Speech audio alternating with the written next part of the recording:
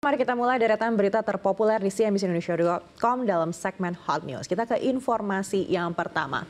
Taipan Properti di tanah air sekaligus pemimpin konsorsium Nusantara Sugianto Kusuma alias Agwan memuji Menteri Pekerjaan Umum dan Perumahan Rakyat Basuki Hadi Mulyono yang telah diangkat sebagai pelaksana tugas Kepala Otorita Ibu Kota Nusantara atau IKN menggantikan Bambang Susantono.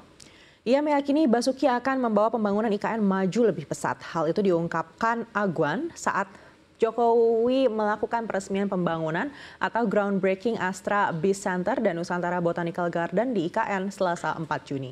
Pemilik Agung Sedayu Group ini mengungkapkan beberapa proyek penugasan seperti hotel di IKN juga masih berjalan sesuai rencana. Targetnya di bulan Juli sudah rampung. Seperti yang diketahui, konsorsium Nusantara terdiri dari 12 perusahaan yang ikut mendorong pembangunan di IKN. Beberapa proyek yang dibangun seperti mixed use building, hotel, pusat perbelanjaan, perkantoran, dan lainnya.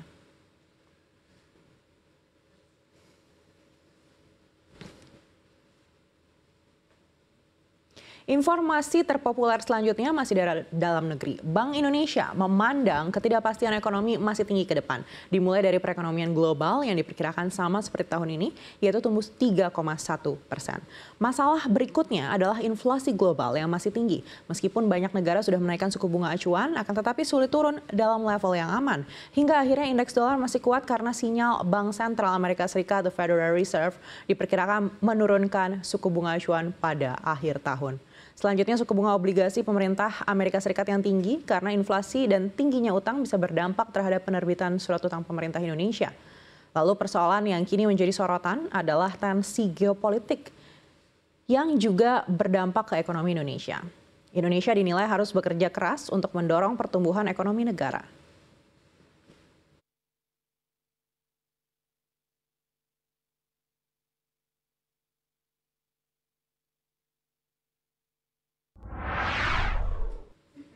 Kita beralih ke hot news yang ketiga, Arab Saudi disebutlah menghapus nama Palestina dari peta buku teks sekolah berdasarkan kurikulum pendidikan baru negara tersebut. Klaim ini dilaporkan oleh lembaga pemikir yang berbasis di Israel dan Inggris, Impaksi. Laporan lembaga pemikir pro-Israel tersebut menyebut kurikulum Saudi terbaru menunjukkan perubahan signifikan pada buku teks dari tahun ajaran sebelumnya, bahkan dalam terminologi. Salah satunya adalah gambar dari buku teks studi sosial dan nasional untuk tahun 2023 hingga 2024 yang menggambarkan peta Arab Saudi dan negara-negara sekitarnya. Tetapi wilayah Palestina dibiarkan tanpa nama. Ini tidak seperti peta dalam buku teks 2022. Kata-kata yang dianggap bermusuhan dengan Israel dihapus dari beberapa teks dalam kurikulum, terutama istilah seperti musuh dan musuh Zionis dan teks yang memperingatkan tentang ambisi Israel di wilayah tersebut dan upaya untuk mengusir warga Palestina dari tanah mereka juga dihapus. Menurut Impaksi, buku teks tersebut merujuk Yerusalem Timur sebagai wilayah pendudukan dan sebagai ibu kota Palestina, bukan seluruh Yerusalem. Adapun Zionisme juga tidak lagi disebut sebagai gerakan Eropa rasis dan bahasa lain yang sangat kritis terhadap Israel juga telah diubah. Secara keseluruhan 21 kasus sentimen anti-Israel dalam buku teks lama telah dihapus dalam kurikulum baru ini.